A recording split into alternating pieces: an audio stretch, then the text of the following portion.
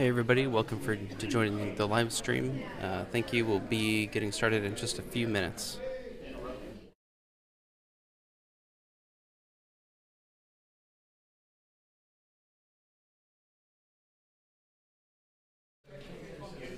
If you have any questions from the audience online, please post it in the YouTube chat and we will address those as time allows. Thanks.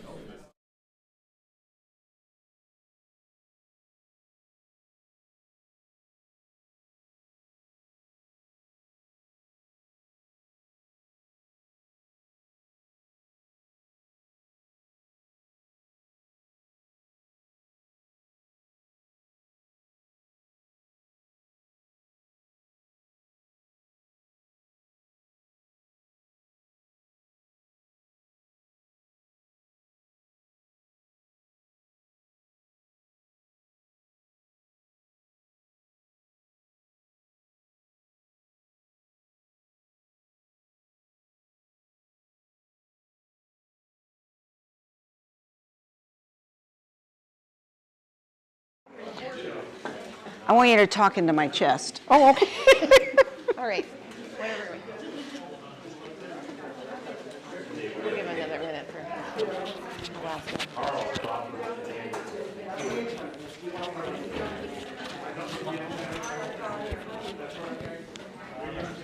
There we go.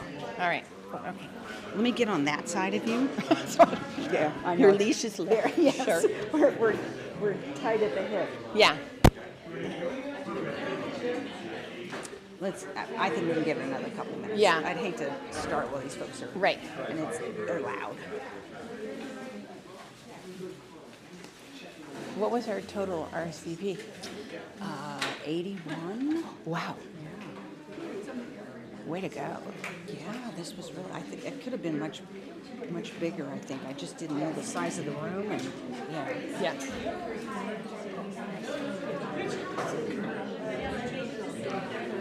So the guy with the glasses, we'll wait till he's signed in. There we go. And have a seat.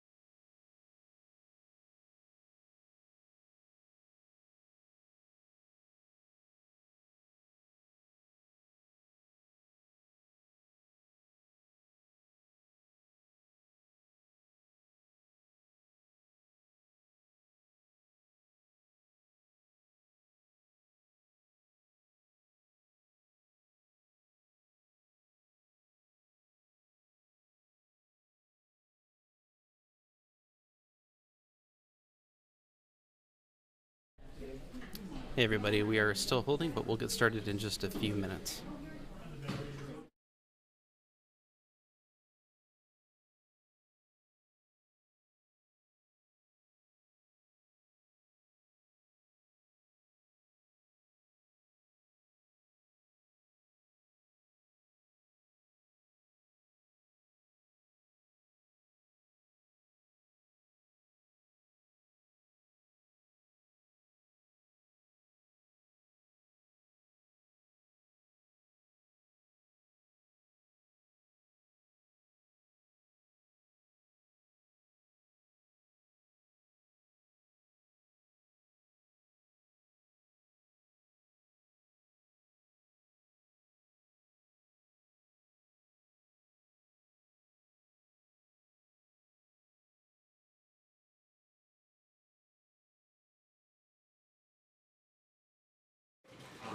Well, welcome everybody. It's a delight to see this many people interested. What I'd like to do is actually introduce. This is Ann Forrest. She will be leading our class today, and she's with the Seattle Emergency Hubs. If you could scoot together, that would be great, so we can have more seats on the edge for the people coming in late. That would be terrific. Anything else? If you need a restroom, that's out and to the right. There is water over here, hot water and cold water for tea and cocoa if you should wish. Okay, I'm going to turn it over to Ann. Great. All right, thank you very much. Again, we have folks online that are watching. They don't have the ability to unmute and talk to us, but they will put their questions in chat, and Matt, our fabulous electronics engineer, will let us know their questions. In here, if you have a question, just raise your hand. We do have someone that will come meet you with a microphone so that your question can be heard online. We are streaming via YouTube. This is a new one for me, probably a new for the hub system, so thank you for your patience with this. And here we go. So housekeeping stuff, we always start with this. Restrooms, they're out there, you heard. There is a break built into this class, so don't worry about that. If there's a fire, we will calmly exit the building, probably the door you came in, and we will meet in the parking lot across the street. Okay? If there's an earthquake, what do? Drop, cover, and hold on. So get next to your chair. Make sure that anything on the ceiling hits that chair before it hits you. So get down on the floor, and then when the rumbling stops, we will quietly, carefully get up, and we will do the same thing as a fire. We will step outside carefully, and we will go across the street to the parking lot, and we'll figure out what to do from there. Probably start our own little hub. If you have brought a radio with you, you have been asked to put the name on the back of it so we don't get them all mixed up, and give it to the delightful gentleman over there at the side of the table. They will program it so that they all look the same. If they got a radio, give it to me. Okay, if you have a radio, give it to the man in the blue shirt with the blue mask on. That's Carl. Do that now. Thanks, Carl. Yes. They will program it while we're talking, and you'll get it back not too soon, not too long from now. I actually do not have handouts this time. Okay, we're going to talk about the types of radio. We're going to talk about using GMRS radio in particular in support of your community. How emergency communications should theoretically work in a disaster. And then if we can, I know it's very, very cold and it'll be very, very dark outside. If you would like, we could step outside and get you guys to talk on your radio. We like to push people to actually pick up a radio, push the button, talk, get past that fear factor before you leave here. You'll be much more engaged and able to talk on the radio at your own home. So we'll try and do that. Okay, we're going to talk about FRS, Family Radio Service. We're also going to talk about GMRS, General Mobile Radio Service, and a little bit about ham. Ham, I don't know how ham turns into amateur radio, but it's what it's all called. We're mostly going to concentrate on General Mobile Radio Service, GMRS, because that's what we use for the most part in the Emergency Communication Hub network that many of us are a part of. So, FRS first. It's like a fancy walkie-talkie. It doesn't do a lot of things, but it's great. You do not need a license. The range is just a few blocks. You need to be able to see the other person that has the radio to talk to them. It doesn't go through buildings. It doesn't travel really well. It's pretty low power. There are 22 channels typically in an FRS radio, and they are shared with GMRS. And when I say shared, they're using the same frequencies. So if you're standing next to one another, you're using the same frequencies, so there's a lot of interference. Compatible with GMRS radios, again, because you're sharing those frequencies. So that was FRS, really just a fancy, kind of a higher powered walkie-talkie. Let's talk about GMRS. That's what it stands for. It is well used in the hubs.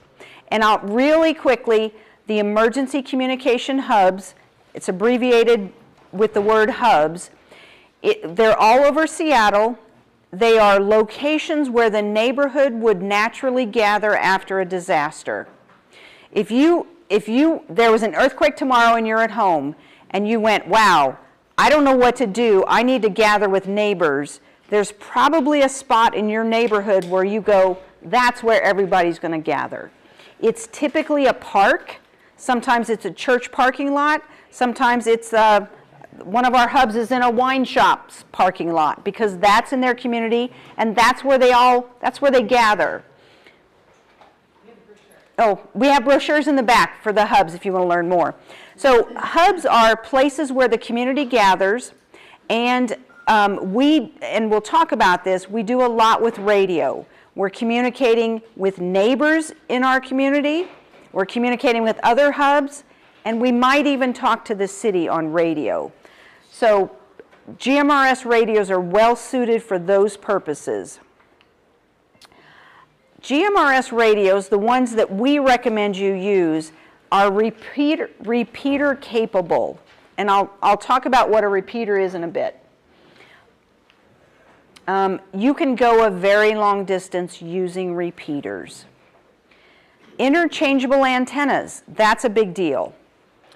It doesn't require a license, and I'll go into that a little bit. And these are the things we're going to talk about. These repeaters, what that is, why it matters. We're going to talk about antennas a tiny bit and why that matters. And we're going to talk about the licensing piece of GMRS radios. Okay? So this is a repeater. It looks a lot like a cell phone tower. It's not. It's a pole in the ground, or somehow it's really, really high, and there's something at the top of it that lets GMRS radios talk to one another.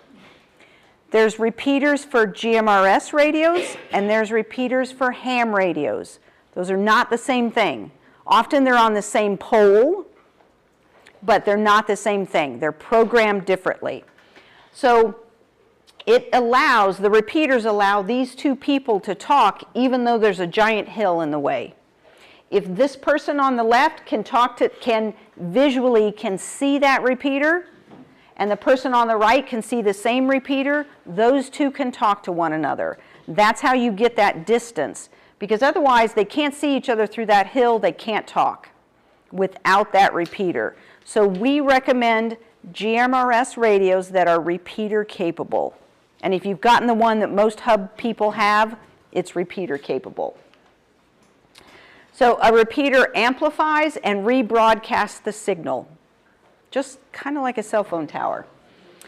And then it extends communication beyond line of sight. You'll hear that word a lot, line of sight. It just means I have a radio, you have a radio, and we can see each other. And that is also called simplex, where my radio is talking directly to your radio. It's called simplex. This is actually called duplex. I don't use that word very often. I just say there's a repeater in the middle of this diagram.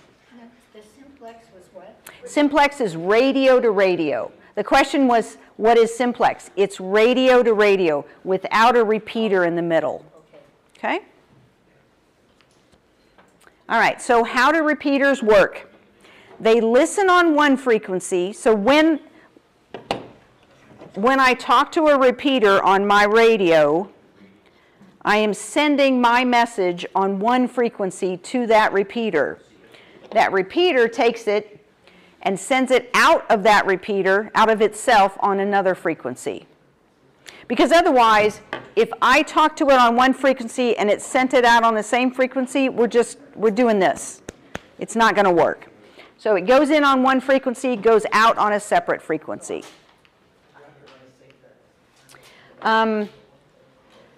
Repeater-capable radios, like the ones that we recommend, send out a specific tone. So when I turn on my radio and I hit a button, I am sending this quiet little signal to that repeater that says, hey, listen to me, I'm programmed to talk to you. So that repeater will listen to my radio as opposed to somebody else's radio that doesn't have that special tone. That's what it's called. So they do not talk. That repeater does not listen to random people talking on radios unless your radio has that specific tone dialed into it. And it goes, oh, okay, you're friendly. I know exactly, I know exactly what to do with you. I'm going to pay attention to you. Everybody else I'm going to ignore. Okay, so again, the words I've used is simplex, which is radio to radio, and then repeater. And the difference is how far you can get your signal. You cannot get very far without a repeater. These radios are just not that powerful, and you have to be able to see antenna to antenna. Yes? How far without the repeater? How far without? The repeater. It's probably a mile or two. Depends on, the question was how far can you get without a repeater in between you and the person you're talking to? It's a mile or two. Just kind of depends on anything, what's in the way, what channel are you on, how powerful is that channel you're on. Go ahead. Since there are repeaters all throughout the city, is it possible to use more than one repeater in a sequence to talk to somebody even farther away than you could if you just were using a single repeater? Cindy's shaking her head, so I'm going to say no. It doesn't bounce from a repeater to repeater. Okay. My understanding is that ham radio signals would bounce from ham radio repeater to ham radio repeater to ham radio repeater over to Russia. GMRS is not that powerful. Yes? I had a, I guess we It's not amplified, you're just speaking so the people online can gotcha. Yeah. Okay. So you were saying that if I was communicating with you, you and I would both have to literally see a repeater? Maybe not see, but sort of. So the good thing is the repeaters are really high. So pretty much you can get almost anywhere in the city and somehow reach that repeater, unless it's way at the other end of Seattle. And then, tall building right in front of you. or a tall building right in front of they you. can generally go through trees and light cover, but not over around hills. Okay? Another question. Okay, we're going to keep going. Good questions. Thank you. Okay, I also said one of the things we really like about this radio and radios of this quality is you can interchange the antenna. I don't know if you saw me, but I often travel, good or bad, I travel with the radio separate. Probably shouldn't. But there's different antennas you can put on your radio, and different antennas do different things. The one that comes with your radio is called a stubby. I'm not going to talk too much about that, but if you really get into radios, you may want to look at getting a different kind of antenna. Definitely think about getting your antenna high. The higher you can get it, the better off you are. Radio is all about elevation. How high can I get my antenna? Not my radio. My radio can be on the ground. My antenna needs to be as high as possible. That gives me the best coverage. I can reach more people if my antenna is very, very high. Yes? That's not your antenna? This is my antenna. Yeah, the question was, is this my antenna? So how can the radio be on the ground? Not on this one, I'm sorry. Yeah, that was a bad example. A lot of times these, well, not this one. This one you could absolutely connect to your radio with a cable. So my antenna could be mounted on the roof of my house, and I could be in the basement of my house talking on it, as long as there's a cable in between the two. So always be thinking about how can I get my antenna high. The GMRS radios do require an FCC license. This is a two-part process, and if anybody needs it, we have the directions written out here, and it's probably easier if you just let me know you need the directions, and I'll email them to you. It's a two-part process. You have to get what's called a federal FCC registration number, an FRN. So first you get your number, and then you get your license.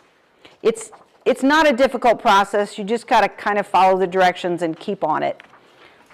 Is there a fee to do that? Yes. The license costs $35.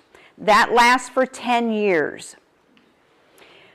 That license is shared by your household.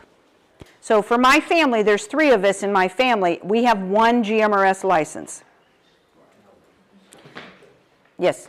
It is not necessary to get a GMRS license if you have a ham radio license. I do not think that's correct. So the question was, if you have a ham radio license, but you want to talk on a GMRS radio, do you need both licenses? Yes, you do. Okay. Boy, lots of good questions. Thank you. Do you need, if you have more than one radio, do you need 2 licenses or 1 license cover? For GMRS, you only need 1 license for your household. Ham radio is a different thing. We're only talking about GMRS. So your 1 license at $35 covers your household. And you define your household however you want. Any other questions? There's one in the very back. I was just going to clarify. So 1 license for the household means you could have 3 different devices. Yes. 1 license for the household means you could have 3 radios. You could have 17 radios. Okay. What you're going to get once you're through the process of getting your call sign is you're going to get a 7-digit code. I'm going to encourage you, and there's supplies around the room. If you have your radio here, I'm going to encourage you to put a piece of tape on the front of your radio and write your call sign on it, because you're going to talk like this. You need your radio straight up and down when you're talking, and you're going to talk into the front of it. So have your GMRS license number right there so you don't have to remember it. I've seen people write it on the back. That's not as easy. Write it on the front. Plus, then you'll know which radio is yours. Okay. Yes? Yeah, is the call sign the same as the, what did you call it, the license number? No, you're going to get a FCC registration number, an FRN. That's a different number than your actual license number. It's a 2-part process. The first one doesn't matter. It's just a step you have to go through. I don't think you need to remember your FRN, that first number. I've never needed to remember it. So you'll need it in 10 years when you renew? Yeah, you'll need it in 10 years when you renew. Okay, we're going to go through some of the facts about this. So FRS, your range is blocks. GMRS, your range is miles if you use that repeater, that thing in the middle. FRS radios cannot use repeaters. GMRS radios can if you buy the right radio. There's no license for FRS. There is a license for GMRS. And in general, GMRS is higher power, which just means your signal goes further. I'm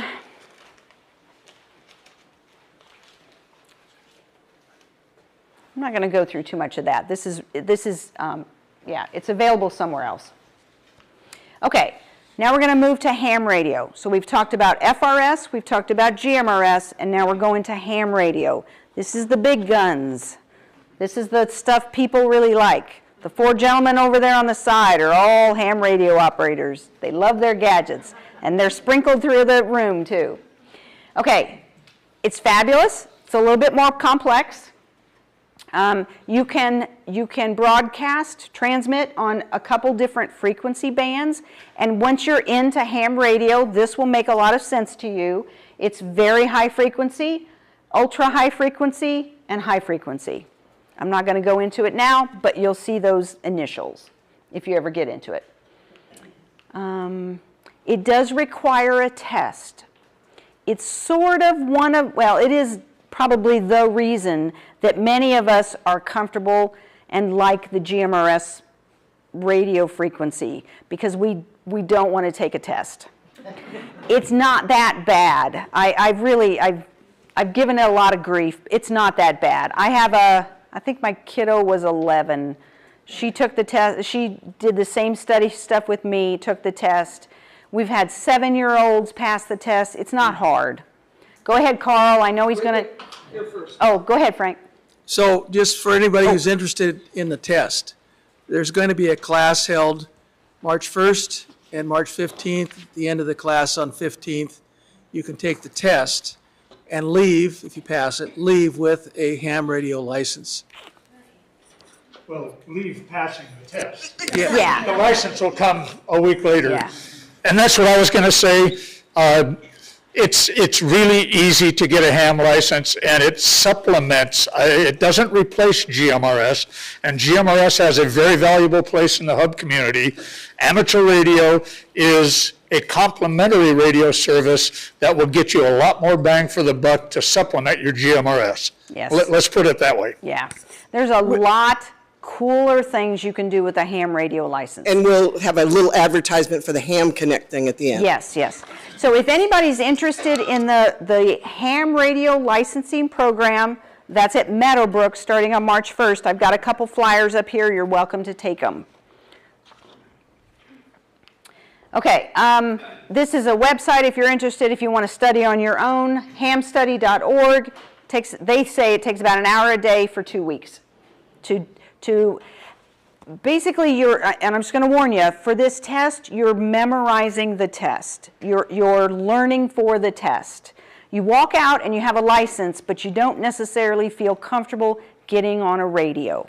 But we have lots of people that will help you do that. Okay, so the license does cost you $35, just like GMRS. It lasts for 10 years.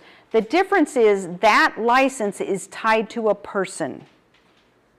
So you don't get one license for the 3 ham radio operators in your family, in your household. It's one license per person, okay? All right, so same table, but the range for ham radio is around the world. You're talking to China, you're talking to Russia. Absolutely can utilize repeaters. There's the cost of the test. Yeah, and there's a test. So pick your poison. They all have fabulous qualities. Ham radio, man, if you're into ham radio, there's some amazing stuff that can be done over ham radio frequencies. You can send emails over ham frequencies. Even when the cell phone towers are out, there's no Wi-Fi. You can send all kinds of stuff. It's really fabulous. Okay, really quick, we're going to talk about the auxiliary communication service. Most of the delightful folks with ham radio operators in this room are part of this. They are trained ham radio operators. They have said to the city, we will stand up and help you with communications if things go haywire and comms are down. So they support and augment communications for city officials. If the city officials have no other way of talking, they're looking at the ham radio operators, just like we see in every other disaster out there. How many times have we seen Puerto Rico get slammed with a hurricane, and you're hearing about the ham radio operators that are, floating to the top and really helping things out? We have the same kind of system here in the city of Seattle. They will send messages from city officials to other city officials. They'll send them to the county, the state, federal level, other cities, and then they might, if there's bandwidth, if they can, they might talk to the hubs. So this seems like it came a little bit early. Yeah, let's do some questions, and then let me think about a break. We've only been talking about half an hour. On running a cable to an antenna on your roof, say, how far can how much cable can one of these take without needing some sort of amplifier? That's a good question. I'm going to punt to my technical expert. 100 feet is a reasonable. 100 feet is a reasonable thought. Over that, you can go farther than that, but for most residential installations, that's going to be more than enough. And for a hub installation, if you have a location where you can put equipment in. That's a great question. Okay, any other questions? About the repeaters, one of the questions I had was, what happens if the power goes down at the repeater tower? Yeah, good question. So the question was, do the repeaters have any battery backup? Yes, they do. They are put in, they're not put in willy-nilly. They're put in very, very carefully, very strongly, and they're there with as much redundancy as we can build into them. They're meant to last through an earthquake. Some repeaters, most repeaters have a battery backup, but not all. Okay. Some of our repeaters in ACS in the city are in the same facilities as some of the PCERN equipment, the public safety radios, and share the massive emergency power they have. Others are isolated locations, and we got a few that have no backup batteries. Thanks. Is there a way to get a map of where the repeaters are in Seattle? Yes. I'll show it here, and it's available in lots of different places, yeah. I was just going to add to the power discussion. So in the last windstorm, my local cell tower went out after about 2 hours, but I was keeping track of the GMRS repeaters, and one area repeater, East Tiger, went down after a couple hours, but the hub repeaters and a bunch of the major repeaters around the area were still up later. So we rock! They stayed up.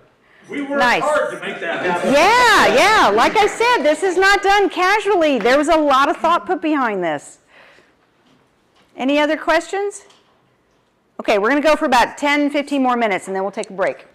Okay, during an earthquake, I'm going to walk you through this scenario. This is what you do after an earthquake. You drop, cover, and hold on. You get up carefully. You check on those around you, people and pets. You're going to control your utilities. We're not going to discuss this right now because this is not a preparedness class, but take care of your water, your electricity, and your natural gas. You're going to check in with household members, meaning you're going to talk to them. Hopefully everybody's together at the same location. You know, it's, I don't know, 7 a.m. and nobody's left the house yet on a dry summer day. That would be ideal. But if not, I'm going to talk to you briefly about how you might use GMRS radio to check in with your household members.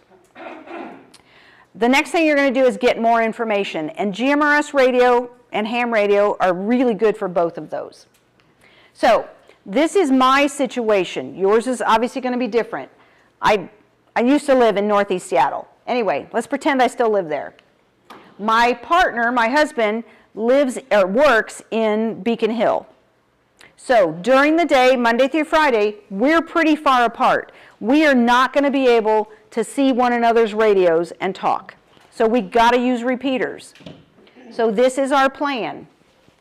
Simplex, not going to work. We're going to use repeaters. So these are the repeaters we have access to because of where we're at in the city.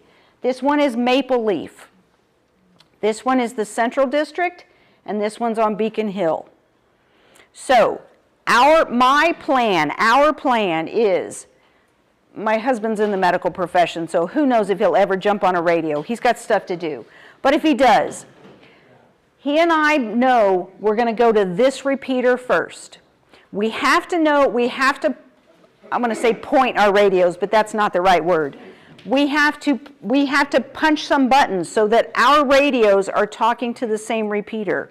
He can't be trying to talk on this one if I'm on this one.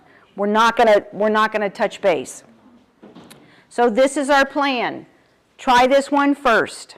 Hopefully we can talk to one another. If we can't, if I'm listening and I can't hear him, I'm just gonna sit tight and I'll try this again. But we'll go down the repeaters. Yeah, I don't know exactly how we're going to do it, but that's the plan. Go to Maple Leaf first, and let's try there. The thing is, I don't know if he can't reach, well, I know he can reach Maple Leaf because we have practiced.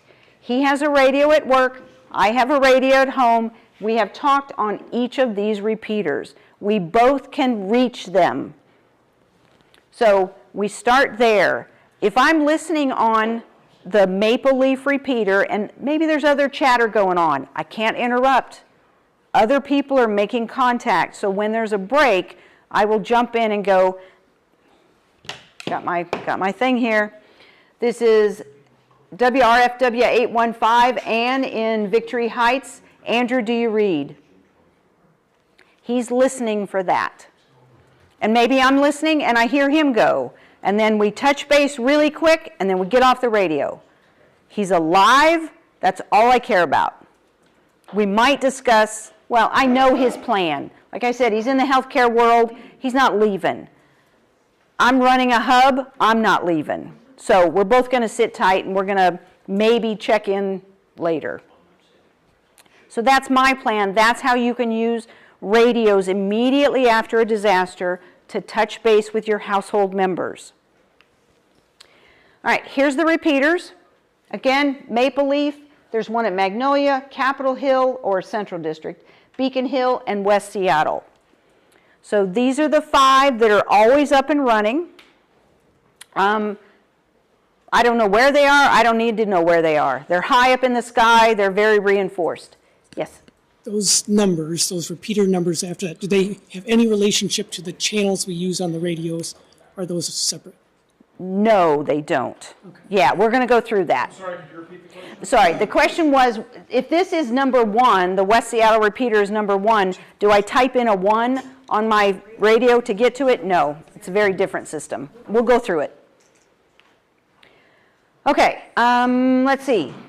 We checked in with household members. Now we're going to get more information about our situation. What's going on? How can I use this to get information? Because we're assuming after a big earthquake, nobody's talking on the commercial radio. The TV isn't working. The internet's down. Nobody can get through on phones. That's when this is really helpful, is when all the other communications are down.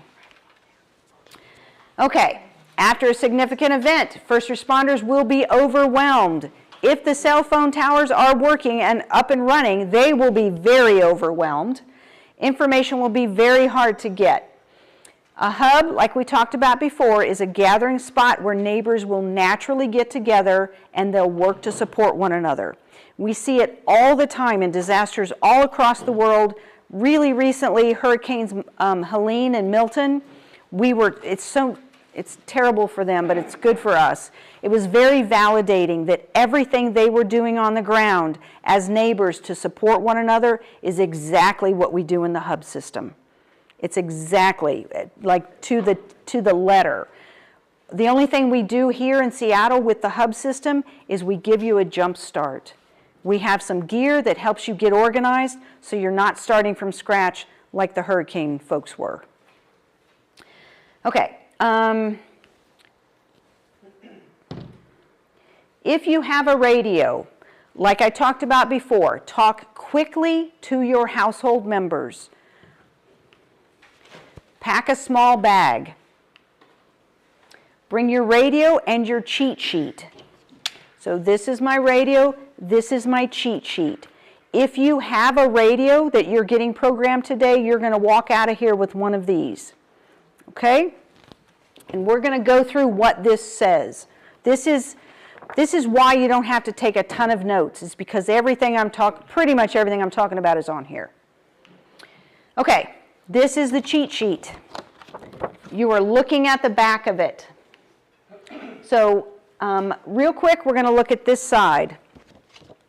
This is I haven't picked up this radio in 11 months. I don't even remember how to turn it on.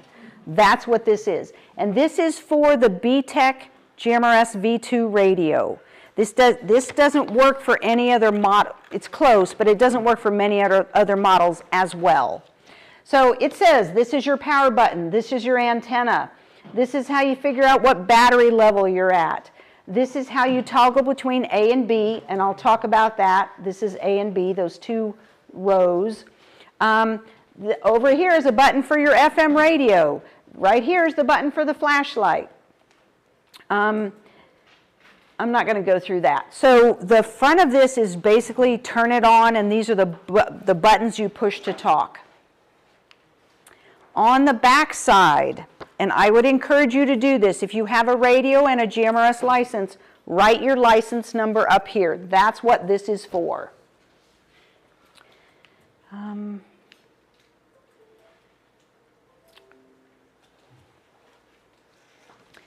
I'm going to skip this piece up here, but we're going to talk about this right here. FM radio, that's on here. If you're going to listen to the FM radio by pushing that button, we've just put down there the frequencies to go to. If anybody's going to be broadcasting on commercial radio, and this is FM, which isn't as great as AM, but it's what we have. Those are the radio stations you want to listen for. Don't go to your favorite station. Go to those radio stations, because that, if anybody's up and broadcasting important information, it'll be those folks. Okay, Cairo and Como. Have those been designated for that kind of purpose? Yeah. Have those been designated? Absolutely. Yeah, there's a lot that goes on behind these radio stations. They are given special orders, they're given special equipment, they've got a different mission, they practice. Their job is to stay on the air and keep talking. So yeah, it's not random. Yes? Yes, good. Can ham systems broadcast on these channels? No? Can ham, could we possibly pick up ham? No, on the GMRS. Yeah, give me a second. frequencies. We're getting there. Oh, okay. I'm going to tell you what you can do. You can listen to ham frequencies. Okay, so there's a little blurb about FM radio. Here's some notes. It says, hold your radio straight up and down. Don't talk like this. Talk like this. If you are in range of the repeater, you should hear a little bit of noise when this radio and that repeater are talking, so you can kind of know that you're connected. There's a little blurb in here about the weather stations. NOAA weather stations are available on this radio, and it'll tell you the channels to go to. Try the headphones. You will hear much better. If you're in a chaotic environment or just stressed, I think my radio came with a set of headphones. Plug them in, put them in your ears. Every teenager out there knows how easy it is to listen to stuff in your ears rather than trying picking it out of the environment. So use your headphones. They are your friend. The last blurb here just says, when I put this in the charger at home, I've got blinky lights on the bottom. That just tells me what those blinky lights mean. Is my radio charged or not? So it's really just stuff that will help you use your radio.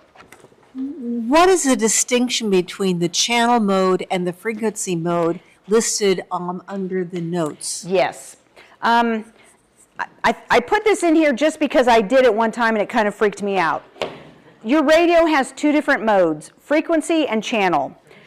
Frequency mode, I'm going to say this wrong. One of these modes is you're putting in all these numbers. And I'll show you that in a little bit. It's a big spreadsheet. The other one is I really want to just talk on my radio. I don't care about all that programming stuff. I just want to be able to push a button and talk. So you can, it's hard, but you can accidentally get out of one mode and into the other mode. So these are just directions on, where did it go? On how to get from one to the, on how to get back to where you should be. Yes? And part of the reason is we use channel because it's easier to say, go to channel 7, than say, go to frequency 641.044.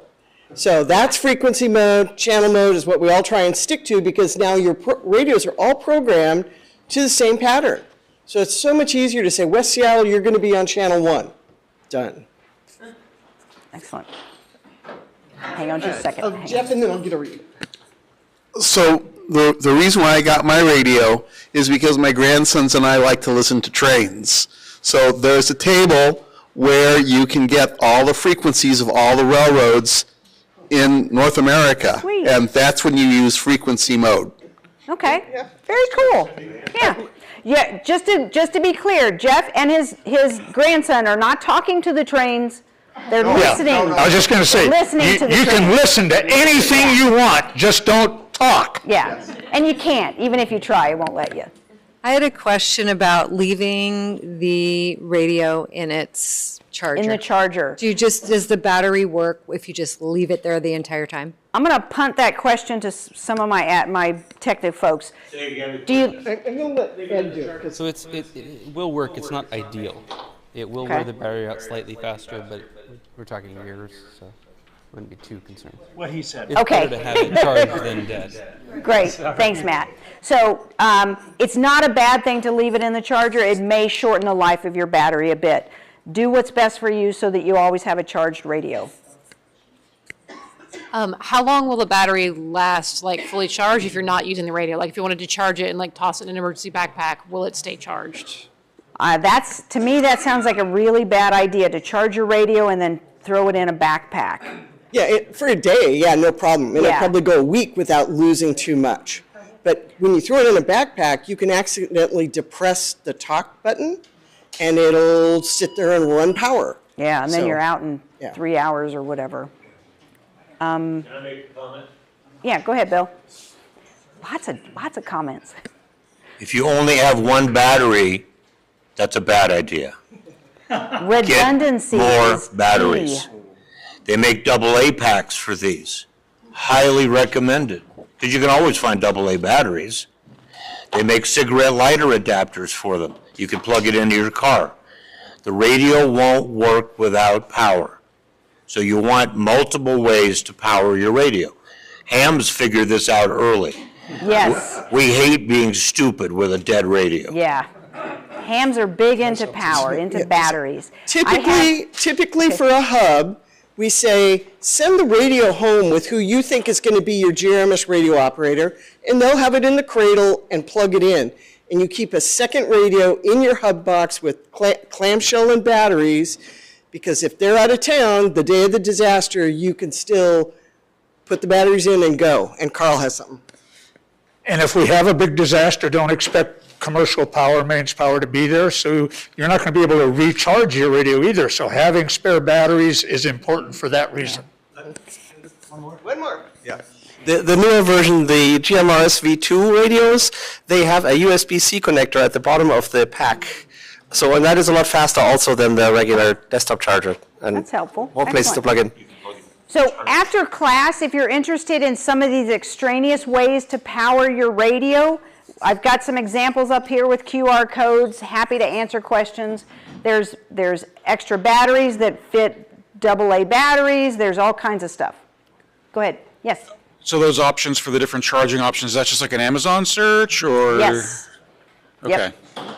I think all of my QR codes go straight to Amazon. Okay, I'm going to keep going. So again, we just went through the front and the back, front and back of this GMRS cheat sheet.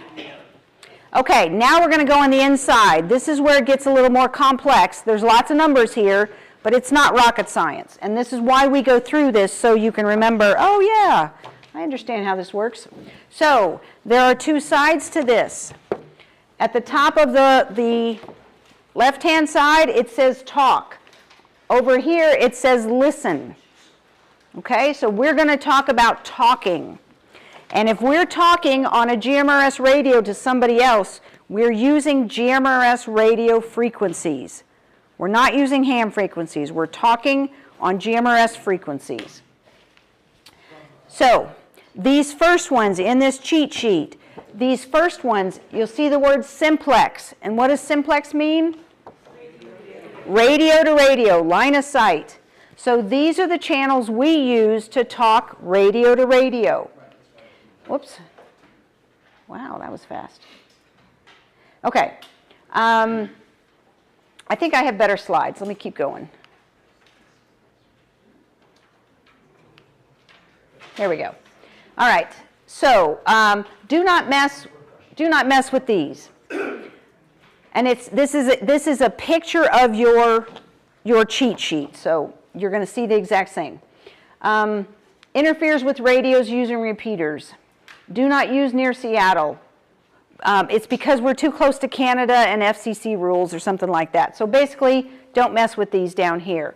You're going to use channels 1 through 7 and 8 through 15. The difference is, I believe these are a little lower power, the 1 through 7. So you can talk to somebody that's running around in your community a little bit easier. Is that right? Other way around, yeah. 1 through 7 is stronger? I don't know.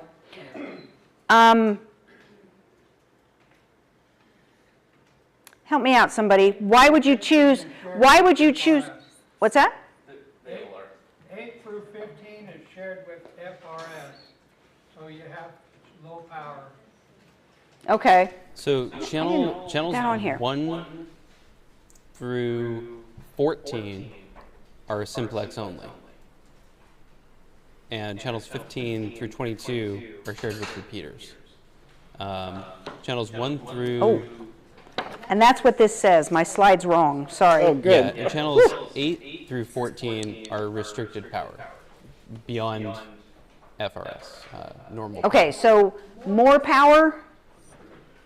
I don't 1 through think 7 it are was. medium. Okay.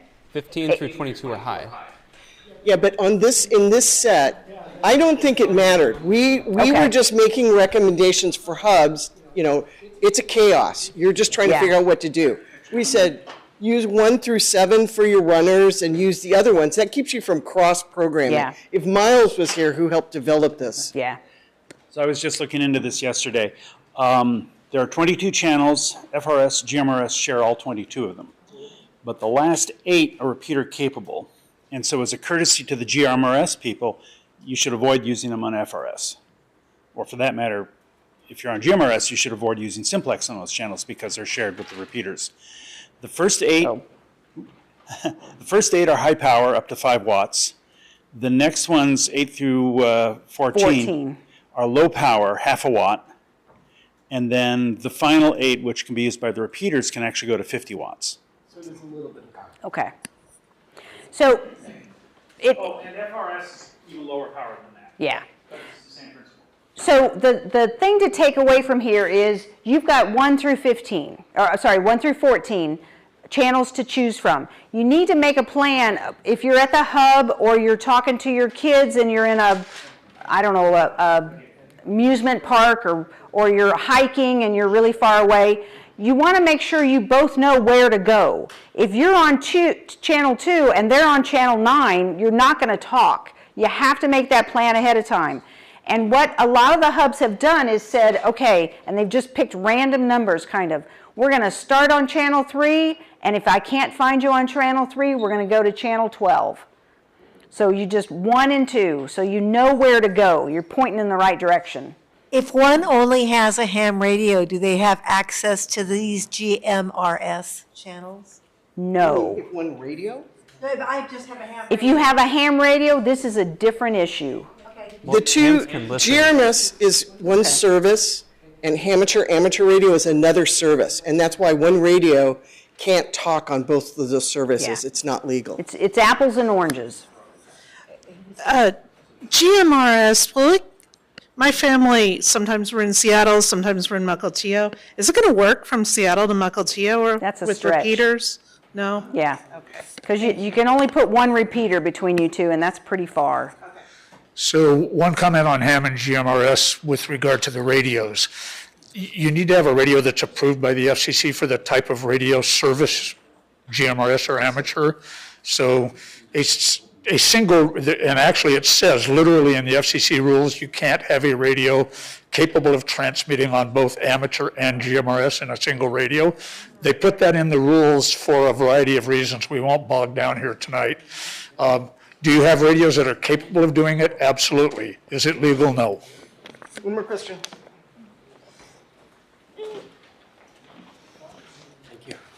It was just a comment. There was a question about Mukilteo. I have some family on Whidbey Island, and on the south and the north end of the island. I have a 50-watt GMRS radio at home with an antenna on my roof, and we're able to use actually a couple of different repeaters to talk to each other. So there are some, if you have a higher power radio, you can reach out pretty far, but it's got a roof antenna, so. The one thing I will say is we hear people regularly checking. Monday nights we do nets. We check in, make sure the radios and the repeaters work.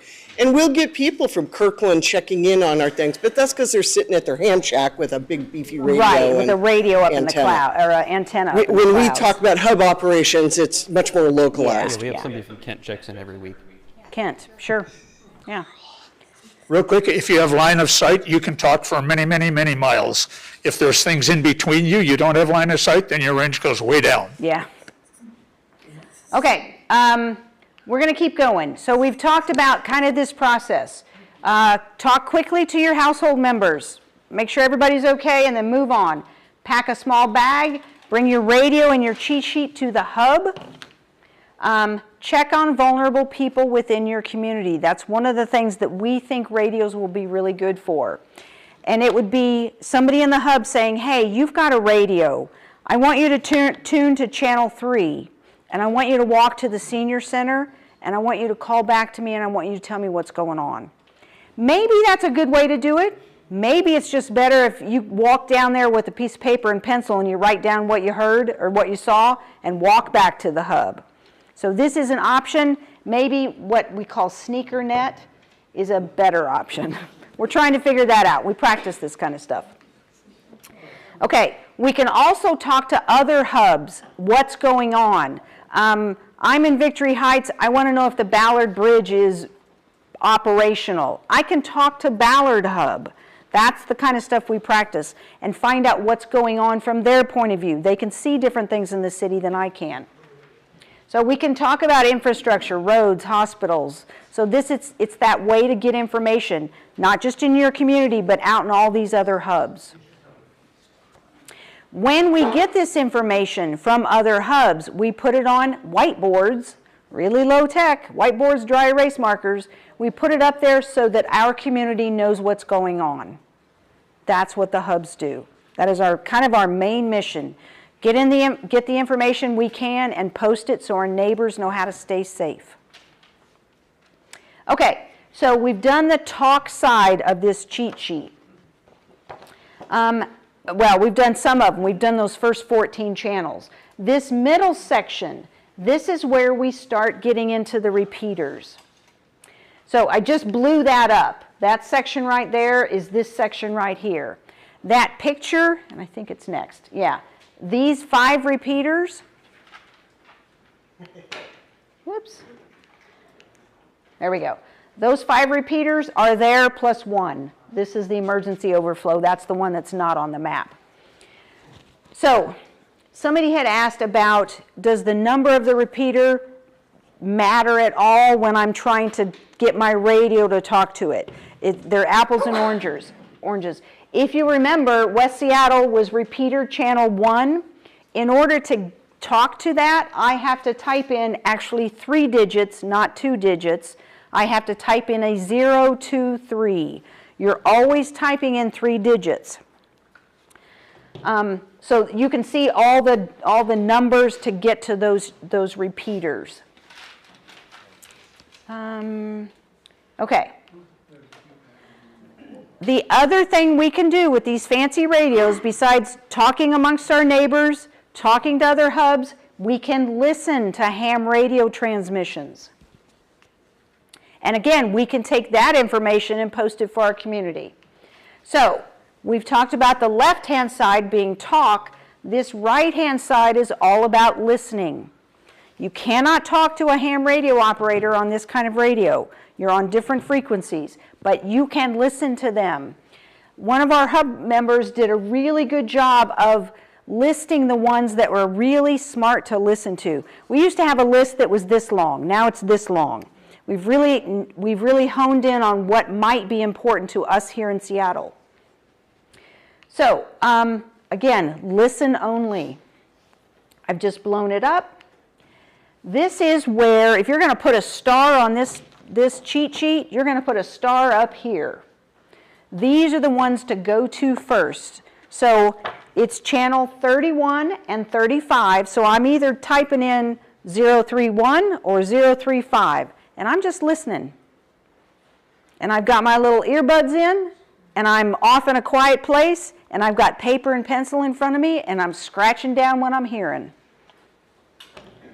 So really important ones, important conversations are going to happen on those top 2 channels. Yes, those are the key go-to frequencies for our auxiliary communication service, where if the city is going to send out boil water or hospital closed and open, likely they're going to come across those 2 channels unless there's so much traffic and people have to move around. But that's why it's a good starting place. Okay. So the rest of these sections, and they're sort of colored, are more specific to different areas of the city. Like if you're in Magnolia, and you don't hear anything on 31 or 35, you're going to go to 40 and you're going to start listening there. Or maybe you have 3 radio operators. One of you is listening to 31, one of you is listening to 35, and the other one's listening to 40. Because you might find more Magnolia-specific information on channel 40. This is Maple Leaf and Lake Forest Park. They're 4142. Here's Queen Anne. Here's Capitol Hill. Here's West Seattle and South Seattle. Beacon Hill. Don't really know why Mike and Key are on here. I don't know what they do in a disaster. They're big radio operators here in the Seattle world. Take a listen. Who knows? And then here's some of these outlying. You might be able to hear and get information about the kind of these outlying communities. And then I talked earlier about the NOAA weather NOAA weather transmissions. Channels 193 to 199, the last 7 channels of your radio are programmed so you can listen to NOAA weather radio. So they're on there just so you don't forget them. Correction. Oh. The VTech V2 has these channels, but the V1s don't go that high. They don't have those channels. I know they're the last 6. Oh, V2 stuff? V2 stuff. I'm sorry, the V2s don't have those and the V1s do. Oh, so this must be a V1. Okay. So it's the last. They're not numbered that way in both radios. Let's just say it that way. But they are going to be the last 6 channels on your radio, whether that's 127 or 199. And that's something, when you get your radio and you have this in front of you, and I'll show you how to just push the button until you get to the last channel, or type in 199 and maybe you have that channel.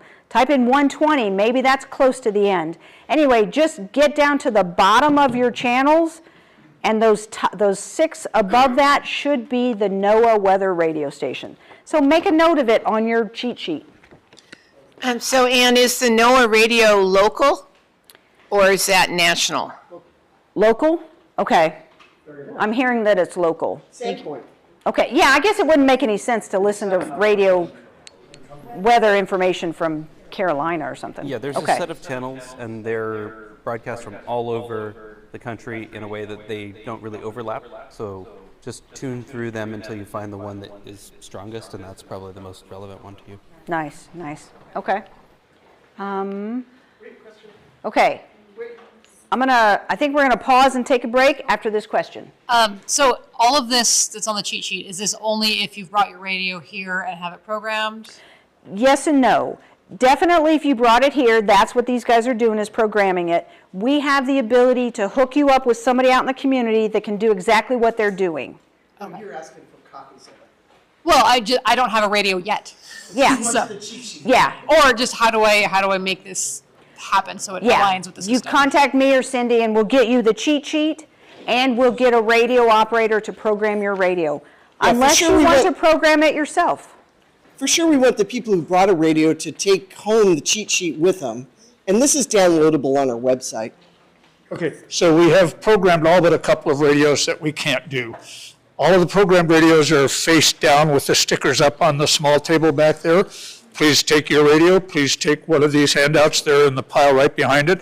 Please do not take a pile of these handouts because they are a limited resource.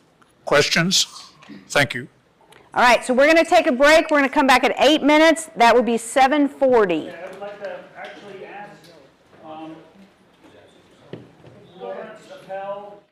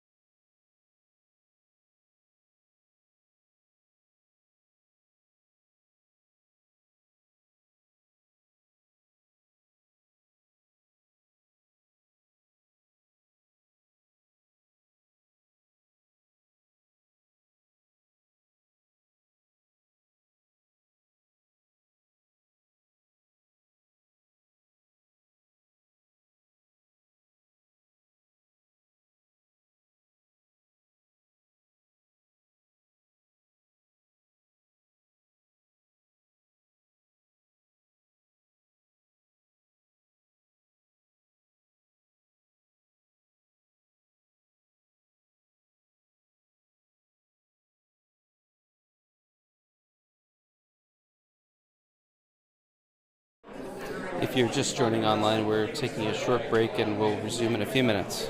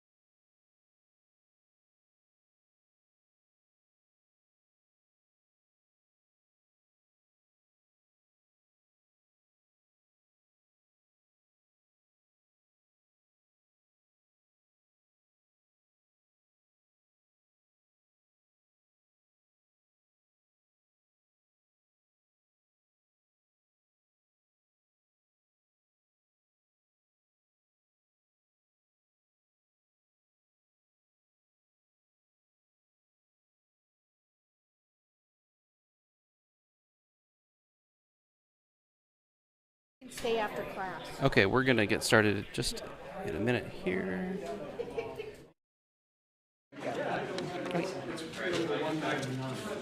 Okay, we're back on. Okay. Well, thank you everybody for coming. We're going to continue here in just a minute.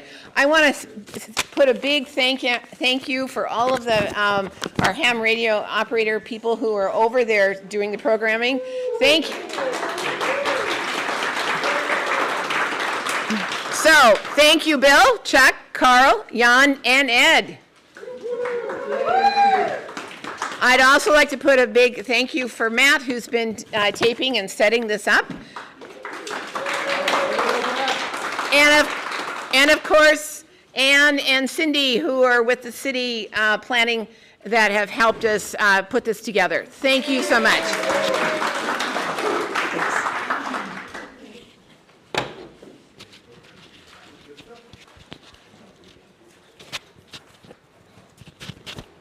All right, we are on the right-hand side of your cheat sheet, and we are talking about how to listen.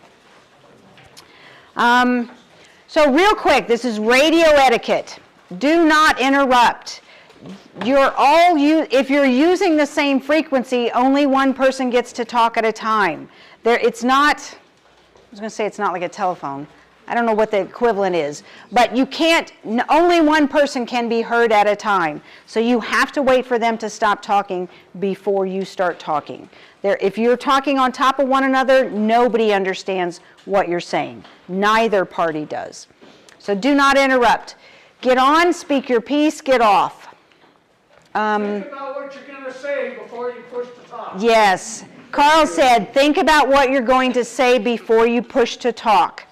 So when I talk to people about texting after a disaster, because texting is a really good way to try and contact your family members, I'm really clear about, don't just, oh my God, what happened? Question mark, question mark, question mark. What do we do now? If you send a text like that, all you're doing is telling them that you're alive and your thumbs work. But that's it. You need to send a text that says, I'm at home, the dog is fine, I'm going to check on neighbors, it's 4 p.m. on a Thursday. That's the information you need to put in a text, and you need to do the same thing when you're talking on the radio. Make sure what you're saying is important, it's concise, it makes sense. Say it and get off, because other people have to use those radios. When I showed you the repeater map, there's 5 of those. That means there's 5 conversations happening in all of Seattle at any one time. There's not 17 conversations per repeater. It's 1 conversation per repeater. So be concise. I'm not going to talk about squelch. I don't know enough about it, and it's a little bit too high-tech for me. Yeah.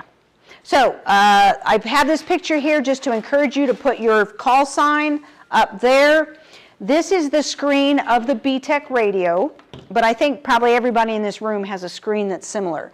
There's an A channel and a B channel. You can't talk on both channels at the same time, but you can toggle back and forth. So maybe on this top channel, I'm talking to neighbors in my community. Maybe on this bottom channel, I'm talking to a repeater that is over, 4 hubs over. So I will show you how to toggle between channel A and channel B. And then over here on the left side of your radio, your push to talk buttons, one says A and one says B. So if you're trying to talk on A channel, make sure you hit the A push to talk button. If you're trying to talk on the B channel, push to talk button that's B.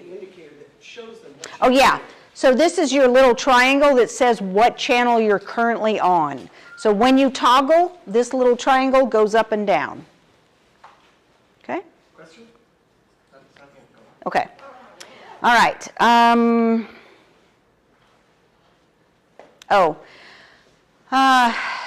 Basically, and I think that's what it just says on there. Yeah. Kind of avoid these channels. It is 53 down to 60. Put an X on your cheat sheet if you want to. There's just some overlap with repeaters. It's just a big mess. You have many other options to use. And the thing is, if you're talking simplex, radio to radio, and you're in Magnolia and you're on channel 2, West Seattle can be on that same channel. West Seattle can talk on channel 2 because you're far enough apart. There's no overlap. So we have 14 channels to play with, and everybody in the city can pretty much be on the same channel, and we're not stepping on one another. So you don't need to go down here to these fancier channels. Okay. Yeah, if you use these, just be mindful. You're going to step on somebody more than likely, especially after a disaster when everybody's jumping on the radios. Okay, this is the Excel spreadsheet, CSV file, that these guys are putting into your radio. You can absolutely take all these numbers and program them into your radio using, it's like you're texting in the old days on a flip phone, but that's what those guys are doing, much fancier. They have a cable that goes from this spreadsheet to your radio. There are folks that enjoy this, and it's a fabulous thing to know how to do to program your radio, but we're doing it for you. Let's see. Oh, this was my example of just maybe writing on your cheat sheet, or at least having a conversation with the hub of what channels are we going to use. This example is, I want you to try channel 4 and then channel 5, and then 11 and 12. So just so everybody knows what channel to point to so that we can actually communicate. I told you about this. Those ones are really important. We're going to talk about the Emergency Operations Center. It's the Office of Emergency Management stands up an Emergency Operations Center after a big disaster. This is where it is in Seattle. It's 5th and Jackson, I think. I forget exactly. But they're just trying to control, they're trying to get situational awareness, what's going on, what resources do we need, let's talk to the county, let's talk to the state, let's talk to the federal government, let's bring in what we need. This is how, theoretically, this is how the hubs might talk to the Emergency Operations Center. So these are the big wigs. This is where the mayor is. This is where the head of the fire department, the head of the police department, the utilities guys, all these folks are gathered together. They are using ham radio, so those ham radio operators are embedded in here. They literally have a little room off to the back of the Emergency Operations Center where all their radio gear is. So these guys decide what they want to say. They talk to the ham radio operators, who then talk to what we call the sector. In Seattle, we have 7 sectors. Basically, we think the city will kind of be islanded. That's the word we use. Different parts of the city will be kind of isolated and on their own because of bridges or infrastructure or whatever. So in each of those sectors, we've kind of designated people and maybe a spot to be the sector. So it's, a ham radio operator, maybe a couple ham radio operators, definitely using ham radios, not GMRS, and they're talking to these hubs. They might have a GMRS radio operator here. We are definitely going to have GMRS radio operators out there.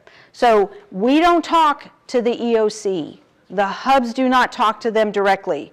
We will go through a sector, and the sector will decide whether or not it's critical enough to make it up to the EOC. So there's some triage here, because your broken leg at Hub B doesn't matter to these guys. There's got to be some triage so that the most critical stuff gets through. Yes? Are the people at the sector level, are they from the city, or are they volunteers from? Good question. The sector level guys are those ACS radio operators, Auxiliary Communication Center. They are ham radio operators. They've been background checked and trained to do this job, and so they'll be sitting there. So these are not city employees. They're volunteers like many of you in the room that have decided to stand up when things go bad, and they have their ham radio license. Okay. So yeah, we're talking to the sectors, and then we're also talking hub to hub. All right, handling radio traffic. Set yourself up for success. You can't do this in a chaotic environment. You need peace and quiet. Think about earbuds. So finding your dead zones. Somebody had asked, if I'm here and my son is across Lake Washington and we have line of sight, can we talk? Probably not in that instance. Lake Washington's probably too far, but it's worth a try. You got to talk to people to figure out who you can talk to. My husband and I went through those 3 repeaters to figure out which ones we could both reach. So you have to practice. This isn't something, you can't figure this out after the disaster because you can't talk. You know, if you're on channel 2 and they're on channel 5, you're never gonna hook up. So you got to practice with loved ones to figure out whether or not you can talk. Monday night nets, we've mentioned that before. It's on the back of your cheat sheet. There's several folks in this room manage this program, I guess. Every Monday night at 8 o'clock, all these GMRS radio operators will meet on a different repeater. And it's listed right there, what repeater on what Monday. So 8 o'clock, or 5 till, you're like, oh, it's Monday night, 8 o'clock. I'm going to go try out my radio. And you punch in the numbers. Let's see, it's the first Monday of the month. Everybody's meeting on repeater number 1, which is channel 023. So you punch it in, and you just sit and you listen.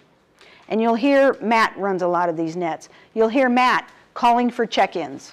Who's out there? Somebody talk to me. That's what he's doing. A little bit more formally than that, but that's basically what he's doing. When there's a break in the action, you're gonna push to talk, and you're gonna go, this is WRFW 815, Ann in Victory Heights. Nice to hear your voice, Matt. How do you read? Matt's gonna come back, just a second. Matt's gonna come back and he's gonna go, hey, Ann, nice to hear from you. I read you Charlie Mike 5. And I'll go through that in a second, what 5 means. I want to make sure I'm clear on the use of these repeaters, because you said there's 2 frequencies involved. One that's sent to the repeater, and then it's repeating it back out. If I'm using channel 23, is that all I need to worry about? And Yes. the radio will automatically send and listen on the right thing? Yep, all that techie stuff is programmed into your radios by those wizards on the table. Okay. Wait, one more. Mm-hmm. If we don't have a radio here and we want to program them ourselves, can we get access to that spreadsheet? Yes, absolutely. I need you to turn over one of these pieces of paper and write your email and your address. Yeah, your name and your email, and tell me what you want, and I'll get it to you. What kind of radio you have? And I may just take everybody that registered for the class and just flood you with all this information. And I apologize now because a lot of you don't want it. Okay, I'm seeing some thumbs up. So I'll send out the cheat sheet to everybody. I'll send out this crazy Excel spreadsheet so you can program your own radios. Anybody questions? Yeah, I know like we use plain English and stuff, but is there certain terminology that you want us to use here in the Seattle area? We're going through that. I'm going to take it. It's going to be really low tech. So I would encourage you to look at this and get on those Monday night nets. It is the only thing that will make you comfortable talking on this radio. Staring at it on your bookshelf does not get you comfortable. Wait, and one more. Yes. So I noticed on the Monday night, it doesn't seem like they ever use repeater channel 3. Is there a reason for that? Because that's the one that's closest to my house. Yeah, it's kind of new. It's kind of new. It didn't. Because it was before we printed this. Ma'am, I cannot remember how, there's a... So, the question was, why is repeater number 3 not part of the rotation? So we do occasionally use it for exercises when there's a 5th Monday in the month. We've been trying a couple of different things. Sometimes we'll do simplex nets, or sometimes the North Capitol Hill Hubs group will do nets on the Channel 3 repeater. But it's not one of the primary ones. We don't rely on it. We have coverage of the city from the other ones. So maybe we'll get it into the rotation, but there's typically only 4 Mondays and we have 5 repeaters, so it's kind of awkward. Real quick, Carl. If you're listening on Monday Wait, they can't hear you on the TV. If you're listening on Monday night at 7 o'clock, ACSNet on the Columbia repeater, which is on your list, and PSRGNet at 7:30 p.m., which is also on the list that you have, just to listen, but you can hear some other nets going on also. I'll send out that information also. So you can listen at 7, you can listen at 7:30, or you can actually talk at 8 o'clock. Yeah, I kind of encourage people, if you do have your radio and if you're available Monday, there are a bunch of nets that are happening. So yeah, starting starting at 7 and 7:30. The PSRG has them. Other groups have nets Okay. throughout the day. So Cool. just turn it on and listen. Okay. I'm going to keep going. All right. So what is a net? A net is a organized conversation. The ones we're talking about, it's kind of a regular check-in. Like everybody knows, you don't call to people and go, hey, meet me on channel whatever. You have to know to go to channel whatever at a certain time in order to meet up. So you make these arrangements ahead of time. Hey, let's all jump on the radio at Monday at 8 o'clock. And typically once a week, everybody checks in. You are practicing talking on the radio. You're making sure that you can reach that repeater. And like I said, in that conversation I had with Matt, I'm in Victory Heights, Matt's in Ravenna. We're probably, whatever Monday it is, we're using one of the repeaters. And when he says to me, I hear you, Charlie Mike 5, that means he can hear me very clearly. We're going to go through that. Mm-hmm. So one of the things Bill just said that I want to actually clarify. When we talked earlier about you could hit a repeater and you could pretty much across the city, that was from our testing at web or hub locations. So your house may be in a gully and may not be able to get out. So if you're going like, my radio looks right, I'm on channel 1 and it's 8 o'clock, why am I not here? Move around. Go to the top of the nearest hill and see if that might be why you can't hear that repeater. So I just wanted to differentiate between, you can talk across the city at the places where the hubs generally are, because we put those so that we can have radio propagation. Okay. All right. I'm just showing the schedule. Good words to know. This is kind of that radio etiquette. Roger. It just means I heard you and I understood what you said. Over. I'm done talking. I'm waiting for you to talk. Out means I'm done talking and I'm not going to talk again. And then the last one, Charlie Mike, 1 through 5. Does anybody know what Charlie, I'm sure you guys know. What does Charlie Mike stand for? Go ahead, Jeff. Circuit merit. Circuit merit. So Charlie Mike 1 means I can barely hear you. I know you're there, but I can't understand a word you're saying. You're just kind of, that Charlie Brown parents, teachers off in the background. It's kind of that kind of noise. Charlie Mike 5 means it's like we're standing in the same room. So when you're doing that net on Monday nights, the person running the net, somebody like Matt, will say, I read you Charlie Mike 4. Or I read you, hopefully, Charlie Mike 5. Okay, so you'll hear that a lot. Yeah, I want to add on to that. If you are joining the nets, when we ask for that report, don't be nice about it. Round down. Because we want to round know. down. We want to know realistically what it is. So sometimes I'll hear somebody who will check in and give me a report of Charlie Mike 5, but they didn't copy what I said, and so that doesn't. There's a disconnect there. Right? Yeah. Be honest. Yeah. You're not going to hurt Matt's feelings if you can't understand We it. need to know how this stuff works. Yeah. The other way to find your dead zones is to get somebody else in your community on a radio and start talking. You go to the senior center, you're at the hub. See if you can talk to one another using simplex or even a repeater. So that's how you find your dead zones. That's how you find out if you can talk from your house to the hub. You just got to try it. We're almost done here. We do have books at each of the hubs. And it's kind of, it's not super easy, but you can pretty much pick up the book with a radio and figure out how to listen. The book doesn't say, now you have permission to talk, because if you have permission to talk, that means you have a radio, you have a license, and you probably already know what you're doing, and you know your gear better than we can write in a book. But the directions say, if you've got a GMRS radio, you can do this, you can listen. So we have the ability to incorporate anybody that walks up, even if you don't have a license. We can hand you a radio and you can listen. And again, you're just listening and scratching down what you're hearing. Powering your radio, Bill brought it up. These guys are power maniacs.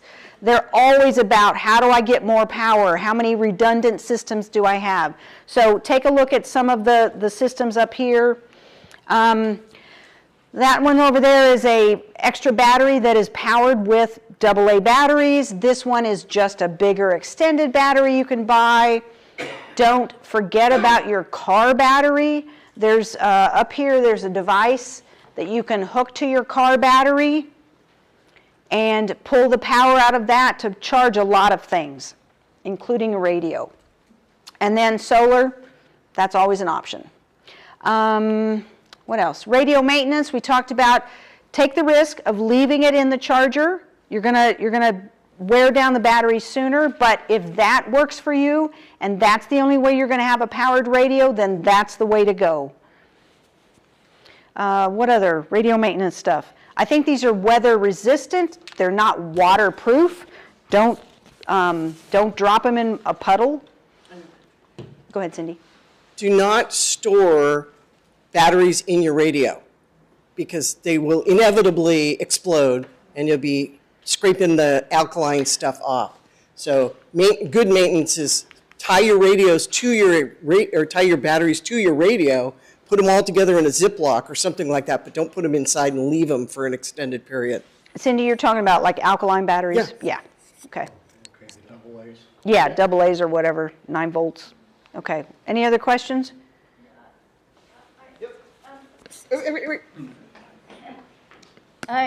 If you put your radio in the charger and you charge it fully, and then you take it out but you don't turn it on, how long will it hold that charge? Depends on the radio. Okay. Well, I give don't me. go for the B-Tech. Well, give me a ballpark number. Well, some radios will hold indefinitely, and others will drain down slowly over a period of time. So a couple of weeks later, it might be almost dead. So check your radio just for fun. Yes, I will do that. Set it off of the charger with it turned off and see what happens. And check it a week later or 2 or 3 days later and see if it's still full or partway down. If it's partway down, then know your radio is going to drain slowly and plan accordingly. If it's all the way up, I've got radios that last a year or more without ever touching them. So depends on the battery. Batteries age. I know. Some left. And I want to say one more thing about the radios we programmed. A couple of them I wrote on the back not or no or something. There was a problem. We could not program that radio. So come see us if you got a question. One of the other important things about power is that if you're listening, your radio is using very little power. So you can go quite a ways during operations just listening. As soon as you start transmitting, that radio is going, boost the wattage, I got to go hit the repeater. So you will sap your batteries a lot faster the more you talk. So just recognize that you're going to run out of power at some point. What question, Ann? More questions. You mentioned back here, I think, that the newer radios have a USB-C on the bottom that you can charge from. If your battery on the radio is dead or dying, will it operate with a battery pack plugged into it? I've got an example right here. Sweet. I've got a regular power bank like you charge your cell phone. It's charging my B-Tech. And you can operate that? Yeah. Okay. If you look at the bottoms of your P2s, you'll see there's a USB charger. Yeah, and to clarify that, the USB-C charging circuitry is in the battery. So no matter which version of the radio you have, you can buy the battery that has the USB charging and have that capability. They're about $16 on Amazon. With the AB channels, in Simplex, can you monitor both at the same time? Yes. How's that work? The question is, how do you turn it off? Because it drives me nuts. The more powerful will come through first, right? So you might be listening to something really interesting, and the next channel, the other channel you've got it on, starts broadcasting, and if they're at a higher wattage, what you were listening to gets cut out and replaced by this. I don't think that's true on the B-Tech. No, Isn't it? That's true. Whatever channel is active is the one you're going to hear. And sometimes on the other channel, you won't hear it at all until the channel you're listening to goes quiet. Right. That's Yeah, right. that's what I mean. What you're describing is FM capture, and that's the strongest signal on one channel. Yeah.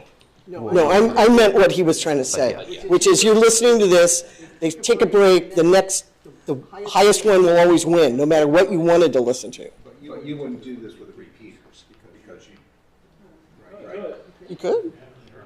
If one of the channels you're listening to is a repeater, and that's the one that that comes through first, that's what you'll be hearing until it's done. There might be, yeah. Yeah, that will drive you nuts, but for instance, you might set your A channel to be whatever hub repeater you're using, the B channel to get our G repeater. See if there's any comments there. Does he need a microphone? That's how I typically do it. Got caught on the wrong side. I'm sort of getting this.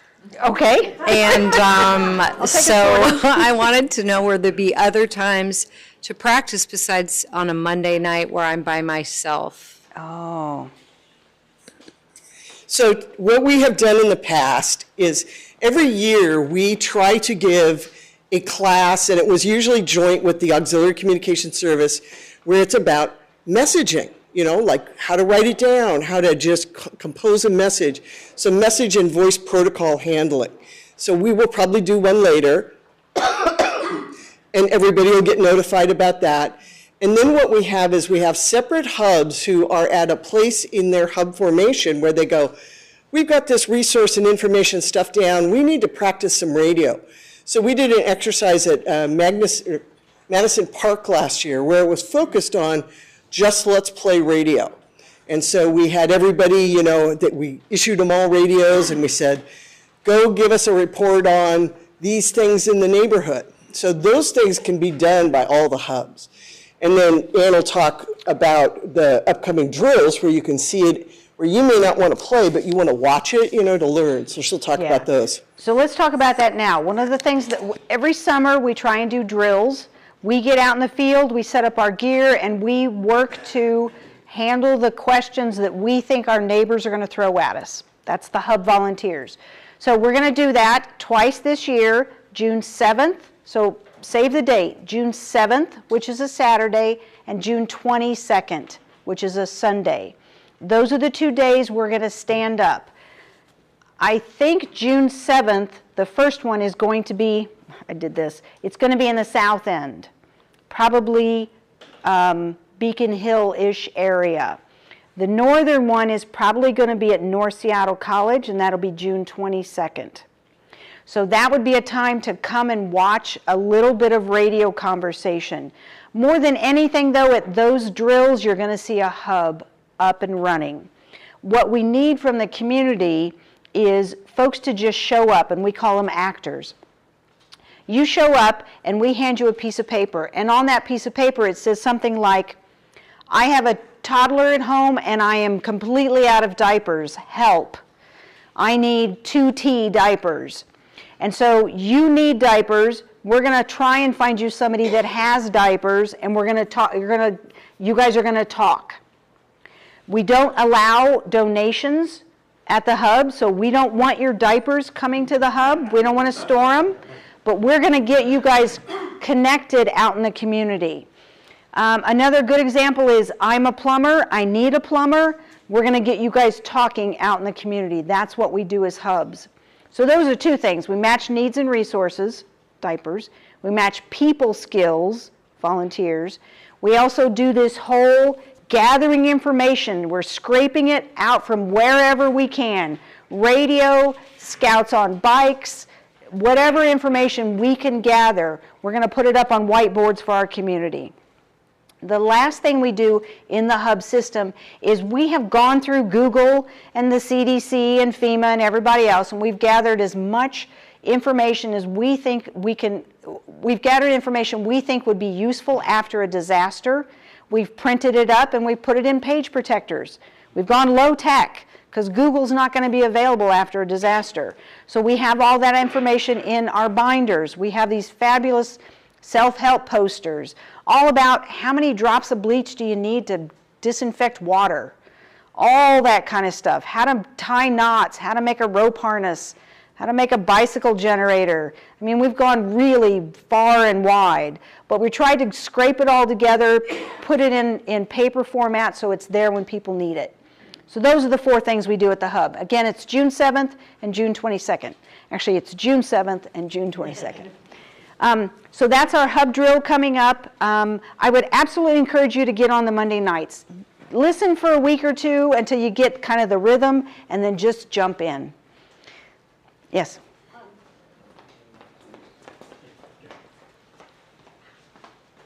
Do we have to have a license, the GMRS license, before we can talk? Yes. So you need to get your license and then join Yes. the nets? Yes. You don't have to have a license to listen. You do have to have a license to talk.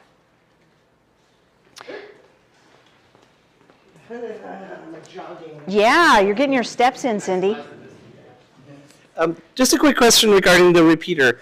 I'm not sure who's paying for them, but sure, clearly somebody is. But what is the etiquette when there is not an emergency? The sun is shining, you just want to chat to somebody random, rack chewing, as we call it at ham radio. Is that okay? I'm going to give that to Cindy. She's very involved in that. Oh, boy. So Ron is online. Aw, hi, Ron. Yeah, but he needs to type into the chat somewhere so somebody can tell me, because I don't remember. Most of our repeaters are part of our network. We paid for them. They belong to us. There is one that is shared with a very powerful repeater on Tiger Mountain. I cannot remember which channel that is. I think it's 4. So when somebody puts it in chat, it shouts out the answer. That is the one where you're going to have a lot of other traffic on. So if you're going to get on a rag chew, do not interfere with their practices. But almost all the other ones sit idle, except at net check-in. So have at them. The more you use them, the better. They are there to be used. Yeah, standard etiquette. If somebody's talking, don't interrupt them. Yeah, you don't interrupt. So Cindy, when you say we, who is this we? Paid for it? Well, when Ron, when we started. Ron Zuber and Cindy Barker. Yeah. Yeah. ACS has put up a couple of Yeah. GMRS repeaters for you. Right, Ron bought the first 2, ACS bought one, we got one donated, and I think ACS may have even got the donation of the 5th one. Yeah, so. And it's because we believe in supporting our community. Yep. And who's paying for the electricity and the ongoing? Because of where they're hosted, they're on radio towers, so it's all part of that system already. Yeah. Some are on, like one is on a Seattle Housing Authority building, another one is on an emergency tower, so they're multiple places. Yeah, it's shared power with other radio. Yeah, so it's not an ongoing actual cost. If it craps, yeah, you're here. If it craps out, we'll be doing a GoFundMe because those suckers cost $800, 6 years ago. So right. Couple more announcements. So you've heard about our June exercise. You know about the Monday night nets. Hopefully, if you're trying to get your license, you picked up a flyer on how to take your ham radio license and get that taken care of. There's something Cindy put together. It's called Ham Connect. She has wrangled all these different ham radio clubs in the area, and they are gathering at certain times. Sometimes it's in person, sometimes it's online, to show you all the different things you can do with ham radio licenses. Oh. Go ahead. Yeah, go ahead. So it is a joint project with ACS, and so they co-sponsored it. There are activities like you've heard about the Auxiliary Communications Service Center, volunteers with the city, very specific mission. There's another group of ham radio operators that will staff the hospitals, and they're called the Medical Services Team. And so there are different groups in Seattle who have different missions. Some of them are purely social. And some of them use Discord as the way that they communicate about radio. They're all places to learn about ham radio, and we are putting together this program so you can learn about those different groups and clubs so that, get the pile of them out of my back pocket. Pick the one that speaks to you. Yeah, so the Ham Connect, each session, there's 5 or 6 different sessions, you'll come and you'll hear from each one of those groups about what they do. So if you can't make the first one, there will be one online later in the year. So the Ham Connect thing will take you to the web page that shows you all the sessions and how you can attend. I wanted to point out, Matt has a T-shirt on that says Ramrod. He went there as a ham radio operator, and he supported. What is Ramrod? Are the bikes? It's a bike around Mount Rainier. Yeah. So they have, around the mountain, they have ham radio operators. In case somebody goes down and there's no cell phone signal, you got a ham radio close by and they'll call it in. Yes, go ahead. So, Erica, did you have your hand up? Good, because I am not running back there. Give me a minute to stroll back there. So I wanted to, how many of you are from the Wedgwood hub, actually, the Wedgwood area? Yeah! Nice representation. So I want to introduce Chuck, because if you have radio problems, he foolishly has said, please announce my name, because he can be your Elmer. If the guy standing up. I live in Wedgwood, over by the Great School. And I live in Wedgwood over by the grade school. And there's an alley that's between 28th and 30th. Call it 29th Alley. And along that alley is my garage, and my radio station is in my garage. And so in an emergency, I'll just open the door. But I can, there I've got what's called HF, or high frequency. I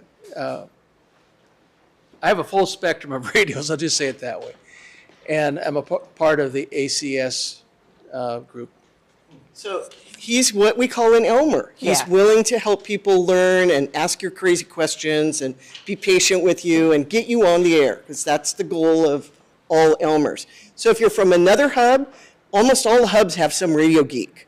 You just find your hub captain and go, hey, I'm really interested in supporting you with radio.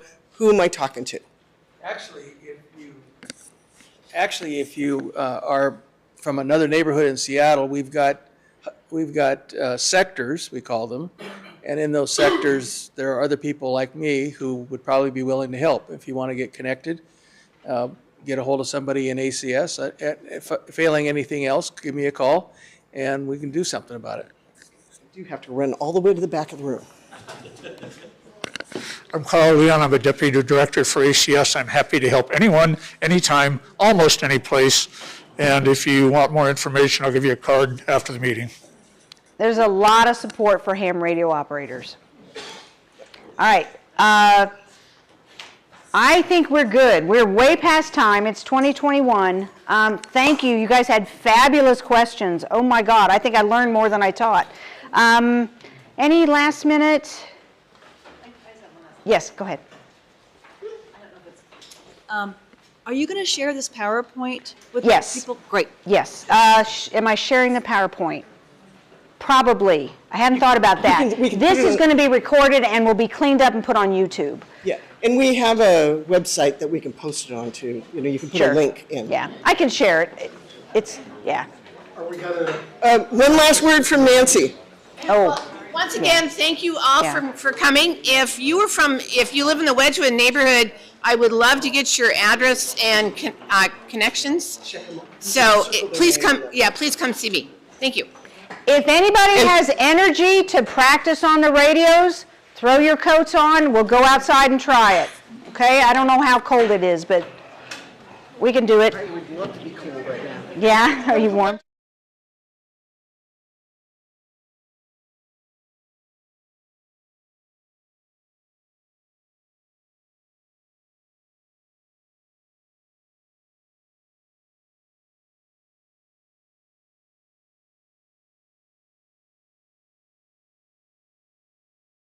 All right, thank you everyone for tuning in. We're going to wrap up now.